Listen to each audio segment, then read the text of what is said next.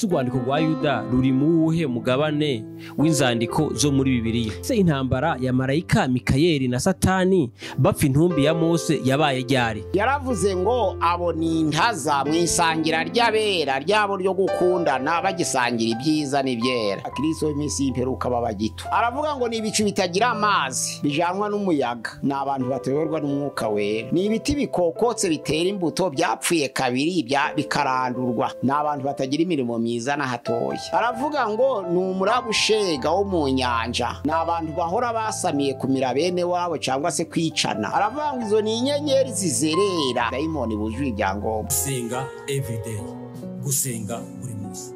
Nusenga uzanesha, nunanigwa gusenga uzaneshwa.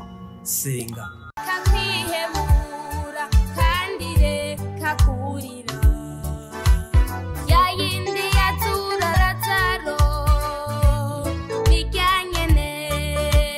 Reka kwihebura kandi reka kurira, yayindi yahungana ana bijyanyene nijya.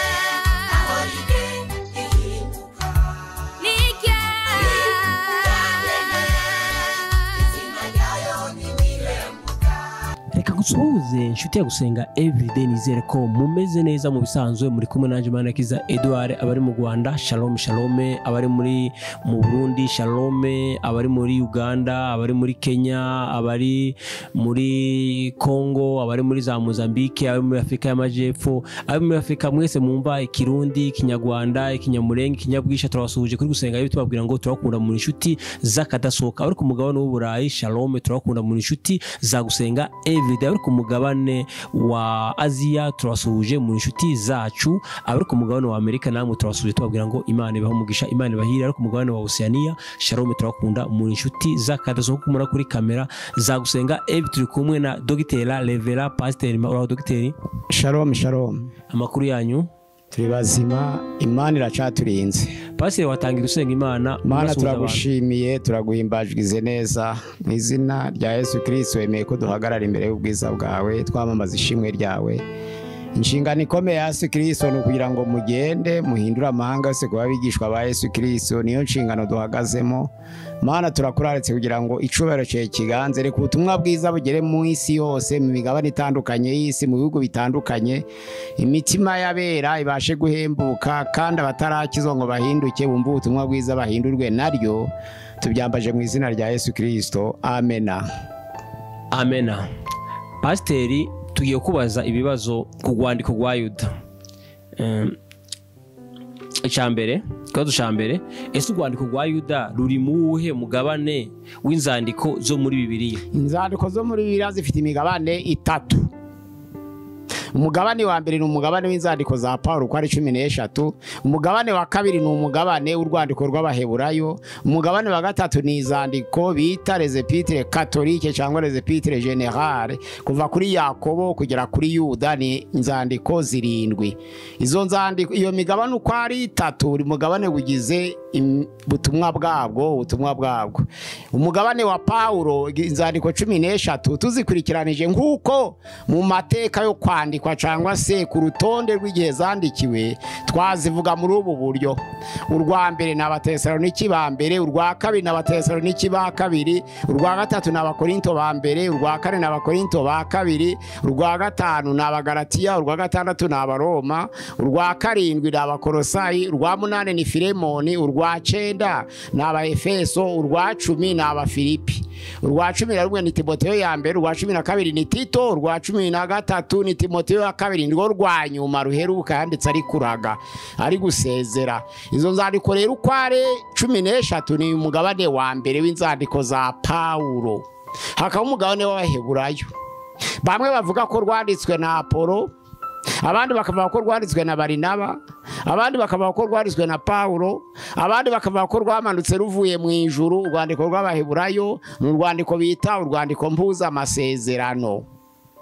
ni umugabane wa kabiri. Umugabane wa gatatu ni urwandiko rwa Yakobo, ni urwa Petero ya mbere, ni urwa Petero ya kabiri, ni urwa Yohana ya mbere, ni urwa Yohana ya kabiri, urwa Yohana ya gatatu, ni urwa Yuda arirwo rwa karindwi. Arizo zandiko bita les epîtres catholiques cyangwa zifite ubutumwa bwiza rusange ku itorero. Ntabwo ari itsinda ry'abantu bandikiye, ahubwo bandikiye itorero muri rusange. Ni ubutumwa bwiza buberanye n'itorero muri rusange. Izo mpamvu bazita ngo les epîtres catholiques. Umugabane wa gatatu ririmo Yuda cyangwa les epîtres générales, niyo migabane uko ari itatu igize inzandiko za Bibiliya. Noneho Yuda ikaba iri mu mugabane wa gatatu. Urakoze ko ushaka kabiri. Ese hari abayuda bangahe mu mateka ya Bibiliya? Abantu bafite amazina ya Yuda ni 7. Hari Yuda wa mbere mwene Yakobo isezerano rya kera, usomye mu Tangiriro igice cya 29 umurongo wa 35. Hari Yuda umwana wa kane wa Yakobo, yari umwana wa Leya mu bagore ba Yakobo ko yagiraga bane. Leya niwe ari nyina wa Yuda, ubwo Yuda yari umwana wa kane, niwe Yuda wa mbere. Itangiriro 29 umurongo wa 35. Hakaba Yuda wa kabiri muri Matayo igice cya 10 umurongo wa 4 bita Yuda Iskariyote. Hakaba Yuda wa gatatu usomye muri Luka igice cya 6 umurongo wa 16 ariwe bita Yuda mwene Yakobo. Mu yandi magambo yitwa Tadeyo, ariko muri Luka bakoresheje Yuda mwene Yakobo, akaba Yuda wa gatatu. Hakaba Yuda wa kane ariwe Yuda wagomesheje abantu mu gihe cy'ubutegetsi bw'i Roma, mu byakozwe n'intumwa 5 umurongo wa 37, akabagomesha bakamukurikira, bamara kumukurikira kubakitsinda rigomera guverinema bakamuhiga bakamwica. Ni wa kane. Hakaba Yuda wa gatanu ariwe wahishe Pawulo amaze kumurikirwa n'umuco.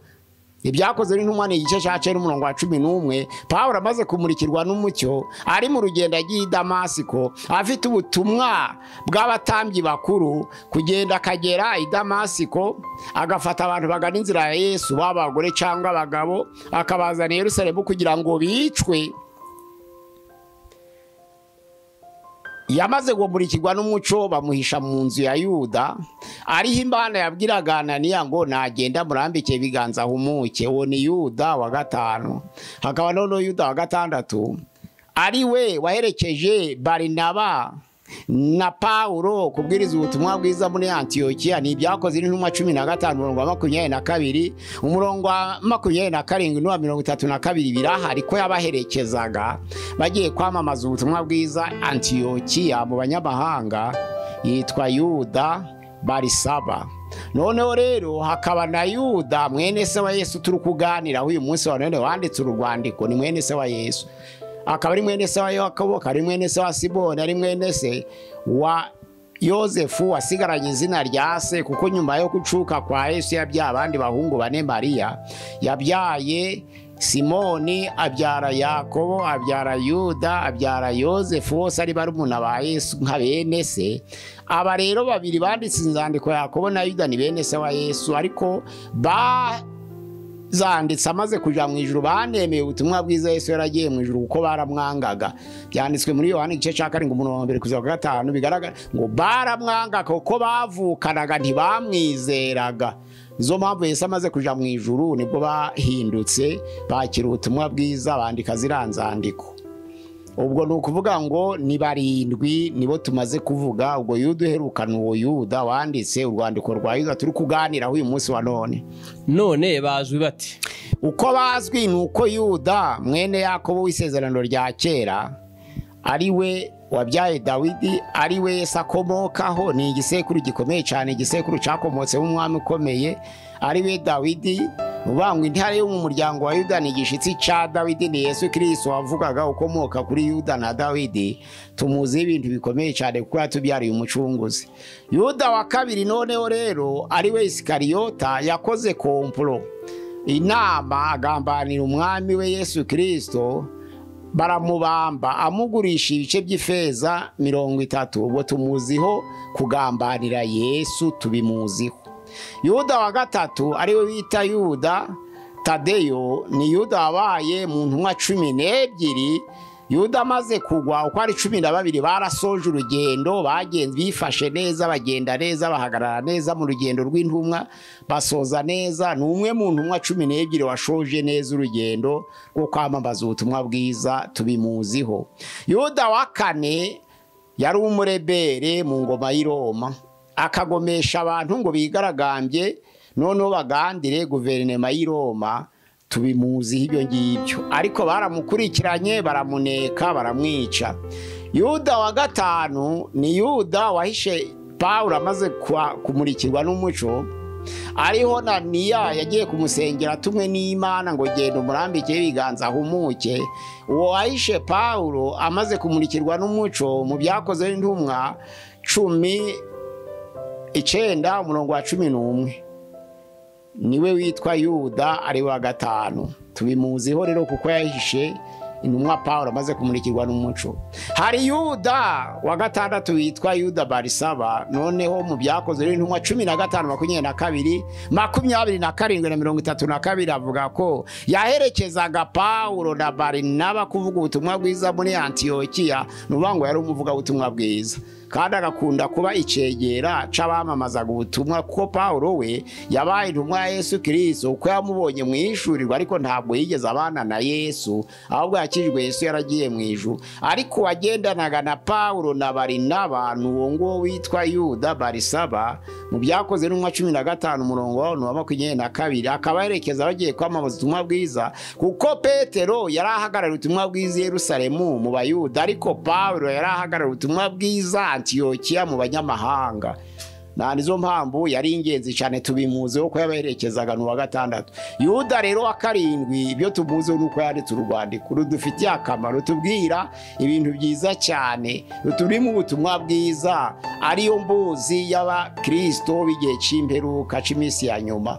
Ni urwandiko rwiza rero, tubimuziho, kandi akaba ari mwene se wa Yesu. Urakoze Pastor. Ikibazo cya gatatu, none uwanditse urwandiko muri aba bayuda barindwi n'uyu wa karindwi, muri abo bayuda uko ari barindwi, uwanditse urwandiko rwa Yuda n'uwo wa karindwi, ariwe mwene se wa Yakobo, ariwe mwene se wa Yesu. None yagwanditse mu bihe bisa bite? Byari ibihe biruhije cyane, abantu bari bakigendera ku isezerano ryo kuvuga ngo ubutumwa buvuga ngo ndaza vuba. Yesu agiye kuja mu ijuru avuze ngo ndaza vuba. Intumwa zasigaye n'abigishwa be basigara bari kuvuga ngo Yesu araza vuba. Hahise imyaka 30, baravuga ngo bijya byari ibinyoma, baratubeshaga. Ese ndaza vuba nigejeje ku myaka 30, mu mwaka wa 65 abantu baracogeye babivamo. Yuda rero yabwiraga abantu bakiriye Yesu Kristo nk'umwami, noneho bagera hanyuma kubwo kurambirwa bakabivamo. Bamaze kubivamo rero abandikira urwandiko rubahugura, rubihanganisha, rubasaba gutegereza ko ntacu umuntu abasha kugera hatihanganye. Byari ibihe biruhije, harimo n'uwitwa Humeneo na Fileto muri Timoteyo ya 2 igice cyawo ca 2 umurongo wa 17 avuga ngo Humenayo na Fileto bavuye mu byizerwa, babwiriza ko umuzuko warangije kubaho, ariko aravuga ngo nyamara urufatiro rw'Uwiteka ruracahagaze, rwanditsweho ikimenyetso ngo Uwiteka azabe. Kandi icyo gihe babwirizaga ubutumwa bwiza ko umuzuko warangije kubaho wabera, ngo bubitse kwizera kwa benshi, abantu baragwa.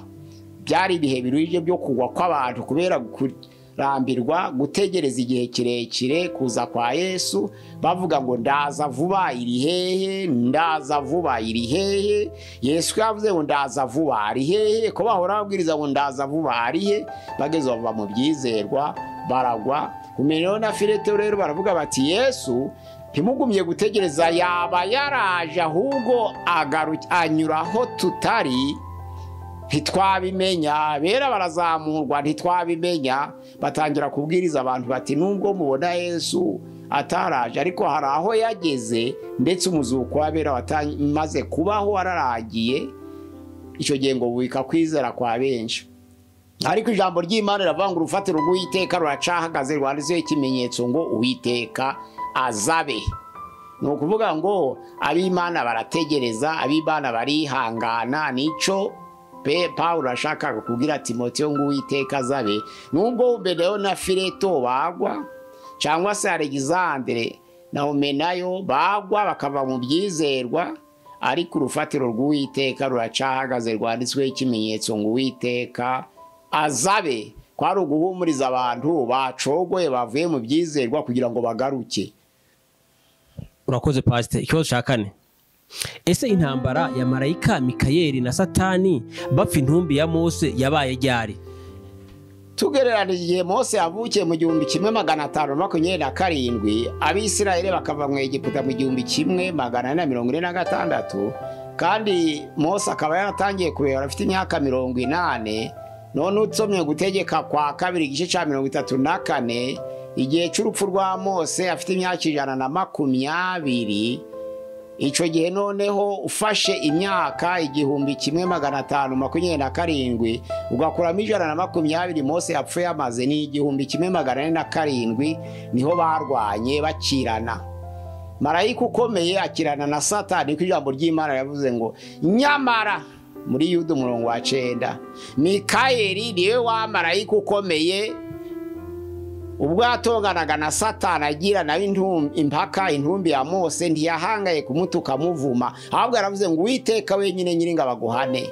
Bango ntabwo Mikayeli yavumye Satani, ntabwo yatwitse Satani, yaravuze ngo Uwiteka kukuri mu maboko ye niwe watumye wantumye kugira ngo dushoze urugamba, byose biri mu maboko ye no kukunesha biraturuka ku Uwiteka. Ubwo ntiyigeze amuvuma rero ahubwo aravuga ngo Uwiteka nyiringabo aguhane. Bakiranye muri uwo mwaka w'1407. Urakoze Pastor. Ikibazo cya gatanu, ese Marayika, Mikayeli na Satani bagwana bafite umubiri? Ntabwo abamarayika bagira umubiri kuko Mikayeli ni marayika na Satani ni marayika, ariko iyo bagiye gusohoza umugambi w'Imana barawambara. Itangiriro 29 umurongo, Itangiriro 32 umurongo waho wa 23 havuga uko Yakobo yararakirana na marayika. Marayika ntabwo agira umubiri, ariko kuko Yakobo yari afite umubiri, marayika nawe yafashe umubiri kugira ngo abashe gukirana nawe. Ijambo ry'Imana avuga ngo bigiye gutandukana, marayika aramubwira ngo ndekura ngende uratandukanye. Yakora avuga ngo sinkure ku rutampaye umugisha. Aravuga ngo yitwa nde? Aravuga ngo nitwa Yakobo. Aravuga rero ntabwo kiri Yakobo ukundi ndakubatiza Isirayeli kuko akiranije Imana n'abantu ukarwa ukanesha. Aravuga ngo Imana yari iri muri uwo marayika. Ijambo ry'Imana riravuga ngo marayika abonye ko atamurekuye yamukoze ku mutsi w'inyonga y'itako, umutsi urareguka, Yakobo aracumbagira. Bisobanura ngo marayika yambaye umubiri nk'umugabo, akirana na Yakobo nk'umugabo, ariko agiye kugenda ahinduka marayika. Ubwo nuvuga ngo marayika yagiye kurwana tumwe n'Imana arahinduka umuntu muri ako gahe ko gukirana, kuko akirana ibifite umubiri amara kunesha agasubira muri wa mubiri w'abamarayika. None Mikayeli ninde? Mikayeli ni marayika ukomeye watoranijwe n'Imana, akaba ahagarariye umurimo wo gutabara, haba muri Danieli 12, haba mu Byahishuwe 12. Ayo magambo arahari 12 Byahishuwe murongo waho wa 7 aravuga ngo Mikayeli akirana na Satani urugamba ruba mu ijuru. Mikayeli ahagurukira kurwana, Satani nawe ahagurukira kurwana nawe, kandi ahagurukana n'abamarayika be. Na Mikayeli yari yahagurukanye n'abamarayika bararwana. Ijambo ry'Imana rivuga ngo Satani ntabakiboneka, ariko Satani ajugunywa hasi. Ni ukuvuga ngo kuko Mikayeli bisobanura ngo uhwanye n'Imana. Iyo Mikayeli yaje aba ari Imana yaje. Iyo akirana na Satani, Satani bari gushaka gukiranya Imana, ntabateze kunesha. Muri Danieli 12 umurongo wa 1 haravuga ngo nyamara Mikayeli niwe wa marayika ukomeye, azahaguruka, azabara igihe cy'umubabaro utarigeze kubaho uhereye igihe amahanga yabereye ukageza ico gihe. Maze ico gihe abantu bawe bazabanditswe mu gitabo bazarokoka. Bamwe bazazukira ubugingo buhoraho, abandi bazazukira gucirwaho iteka no gukorwa n'isoni no gusuzugurwa iteka ryose. Haravuga ngo abanyabwenge bazarabagirana nk'umuco w'isanzure ry'ijuru, ariko abahinduriye benshi ku gukiranuka bazaka nk'inyenyeri iteka ryose. Marayika rero Mikayeli ni uwatoranijwe gutabara ubwoko bw'Imana, gutabara abantu b'Imana, gukora umurimo w'Imana mu gihe runaka Imana yatoranije imutumye, akaza mu mwanya w'Imana. Mikayeli bisobanura ngo uhwanye n'Imana araje. Urakoze pastor. None se urwandiko rwa Yuda rwanditswe ryari? Rwanditswe hagati y'umwaka 63 na 65, ariko umwaka wemewe ni 65, nubwo gutari muri Bibiliya dukurikije amagambo arimo. 65 niho abakristo bari barihariye bagushijwe no gutegereza ndaza vuba. Bose ndaza vuba, bose ndaza vuba, bose bategereje ndaza vuba ko ari ijambo ryavuye mu kanwa ka Yesu. Bose baritegereje baragwa, babonye kugaruka kwa Yesu bitinze kandi abantu bari kurushaho gupfa, bararambirwa batangira kuva mu byizerwa. Rwa rwandiko rwo kubakomeza no kubahumuriza byabaye muri 65. Ikibazo cya 6, ese Yuda yavuze iki ku bantu batubaha Imana? Yuda yavuze byinshi ku bantu batubaha Imana, yabateye amagambo akomeye cyane. Usomye Yuda umurongo wa 12 kugeza ku murongo wa 13, yaravuze ngo abo ni intaza mu isangira ry'abera ryabo ryo gukundana, bagisangira ibyiza n'ibyera. Nuvuga ngo yaravuze ko abakristo b'iminsi y'imperuka baba gito, umuntu yabapfiramo, ntabwo bagufungurira. Aravuga ngo ni ibicu bitagira amazi bijanwa n'umuyaga, ni abantu batewerwa n'umwuka wera. Aravuga ngo ni ibiti bikokotse bitera imbuto byapfuye kabiri bikarandurwa, ni abantu batagira imirimo myiza na hatoya. Aravuga ngo ni umurabushega wo mu nyanja, ni abantu bahora basamiye kumira bene wabo cyangwa se kwicana. Kumira nuvuga ngo bunguri ni ukwica abantu. Abantu biteguye kwica bagereranya n'umurabushega, inyanja ikabamira. Aravuga ngo izo ni inyenyeri zizerera zarindiwe mu mwijima w'icuraburindi zitegereze gucirwaho iteka n'abadayimoni buzuye ibyangombwa. Abantu b'imperuka rero baba gito, abantu b'iminsi y'imperuka ntibera imbuto, abantu b'iminsi y'imperuka ntibashaka kuyoborwa n'umwuka w'Imana, abantu b'iminsi y'imperuka ni abicanyi, abantu b'iminsi y'imperuka bakoreshwa n'abadayimoni cyane kurusha gukoreshwa n'umwuka w'Imana. Niko yabahanuriye, aravuga ngo abatoye Imana nuko bameze.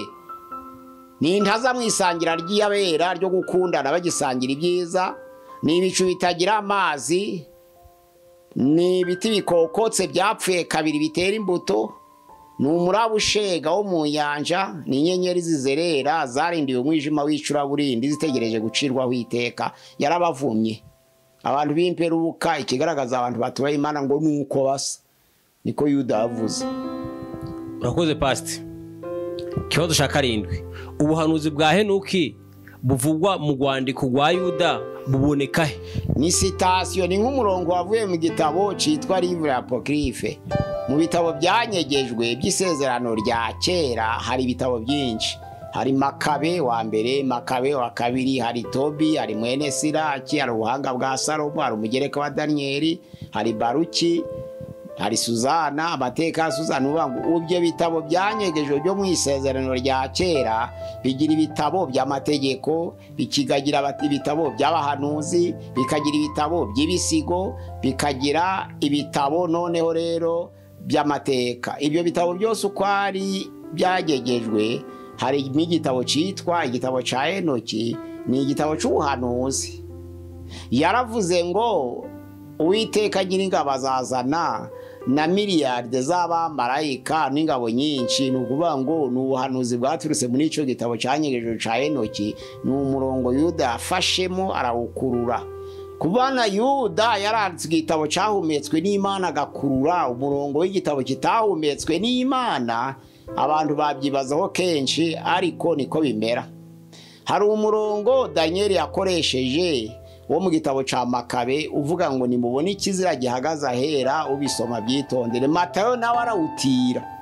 Usomye Danieli igice cya 11 umurongo wa 31, usomye Matayo 24 umurongo wa 15, nimubone ikizira gihagaze ahera ubisoma byitonde. Nibyo byanditswe muri Daniyeli noneho igice cya 11 ku murongo wa 30-31. Ikizira gihagaze ahera arico gicaniro c'ikigirwamana ca Zewu bari bashize mu rusengero rwa Zerubabeli, bigateza intambara y'abamakabe. Nukuvuga ngo imirongo y'ibitabo byanyegejwe barayitira. Ibyo bitabo bitahometswe n'Imana ntabwo bikoreshwa kubwiriza, ariko hari imirongo y'ingenzi basha kudufasha kumenya amateka. Noneho ibitabo byahometswe n'Imana bikayifashisha. Urakoze Pastor. Ikibazo cya 8, ingingo nyamukuru igize urwandiko rwa Yuda ni iyihe? Ingingo nyamukuru igize urwandiko rwa Yuda ni ubuhenebere bw'abatubaha Imana. Abantu benshi kubera gutegereza bakarambirwa, hahita imyaka 30 asenga bikamuvamo. Na nico cabaye mu kinyejana ca mbere, buriya bumvise ndaza vuba, nyuma y'imyaka 30 babivamo. Ariko umurongo nyamukuru ugize urwandiko rwa Yuda ni ukuri mw'abantu bahuye n'ubuhenebere bwo iminsi y'imperuka. Nuvuga ngo ubuhenebere bw'abo bantu batubaha Imana bararimbuka burundu. Na nizo mpamvu bavuga ngo ni ibiti bitera imbuto byapfuye kabiri birarandurwa, n'abantu batakigarutse. Niwo murongo nyamukuru uri muri Yuda. None Pasiteri, ugendereye kuri iyi ntego yatumye yandika Yuda, niki wabwira abantu badukurikiye? Itorero ni ukwihangana, kuko abantu bose bategereje bakabarana n'Imana ntawarokoka. Imana yonyine ubona ibyari uko wihanganye. N'Abaheburayo igice cyaho ca 6 umurongo wa 15 haravuga ngo uko niko byagenze. Aburahamu ategereje yihanganye yahawe ibyasezeranijwe. Niko byagenze, ategereje yihanganye yageze ku byasezeranijwe. Yuda ari kuvuga ngo abantu bihangane. Niba bavuze ngo Yesu azaza, ntazi igihe umuntu ashakiye, Imana irabizi. Kandi abantu benshi ntabwo bazi imikorere y'Imana kuko idakorera mu bihe. Imana yabaye ibihe bitarabaho, kuko Imana ntigira itangiriro, ariko ibihe bifite itangiriro. Hari igihe ibihe byabereyeho bisanga Imana ihari ntibasha kubikoreramo. Iyo Imana ivuze ngo uyu munsi ndabikora, hakushobora kubasigaye imyaka 20. Muri Samuel ya 15 umurongo wa 27 na 28 kugira ngo 29, aho Imana yabwiye Sawuli ngo uyu munsi ndaguciye ngukwiye ku ngoma, kandi ingoma nyihaye umuturanyi wawe ukuruta. Yamaze imyaka 25 ayobora nta kibazo afite, kandi yaravuyeho. Bigaragara ko Imana ivuze ngo ubu bishobora kuba hasigaye imyaka myinshi, ariko ko Imana idakorera mu bihe, hashobora kuba imyaka myinshi, ariko Imana nikubwira ngo uyu munsi ndaguhaye. Ntukavuga uyu munsi nk'uw'abantu, ntukabara amatariki, ntukabarane n'Imana. Abera b'Imana ntabwo bakwiriye kubarana nabo iby'ibihe, kuko Imana yabayeho mbere y'ibihe. Ishobora kuvuga rero ngo narangije kubiguha utarabibona kandi ukazabihabwa, ariko bigasaba kwihangana, utegereza wihangana. Nanizo mpamvu muri Yuda umurongo wa 5 avuga ngo ndabibutsa. Nubwo byinshi muri ibyo mwigeze kubimenya, ariko ndabibutsa. Uko Imana yarokoye ubwoko bwayo ikabakura mu buretwa bwa Egiputa, ariko ntiyirengagije kurimbura abatayubaha n'abatizera. Nuvuga ngo nukuburira bera b'uyu munsi wa none ko kwihangana ari ingenzi kugera ku byasezeranijwe, ariko Imana ni juste. Nuvuga ngo ni ntabera, igendera mu butabera, ntabwo yakwirengagiza guhana abakoze ibyaha. Oya, izakiza abakiranutsi bayo, ariko ntizirengagiza guhana abakoze ibyaha, kuko igendera mu butabera. Ariko iyo twemera nuko idakorera mu bihe, ubwo ku Mana byose ni aka kanya. Urakoze Pastor.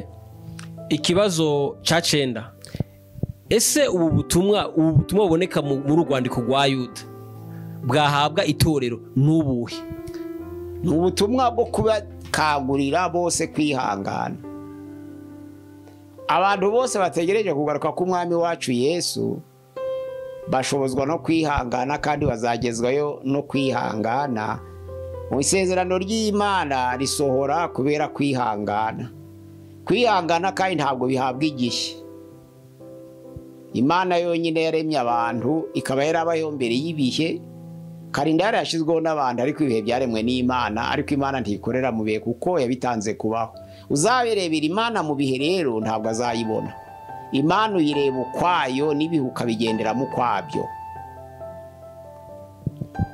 Pastor reka tugushimire tukubwire ngo Imana iguhe umugisha reka tugushimire tukubwire ngo reka dushimire n'abarubanye no tumurigane tukubwire ngo Imana iguhe umugisha Pastor zikora ikindi wakongeraho channel ya Gusenga everyday kuba tugana bakurikira ubutumwa bwiza ni karibu ni 078 669 kuri channel ya Gusenga everyday 078 669 kuri channel ya Gusenga everyday. Murakoze gukurikira urwandiko rwa Yuda. Imana iduhana umugisha.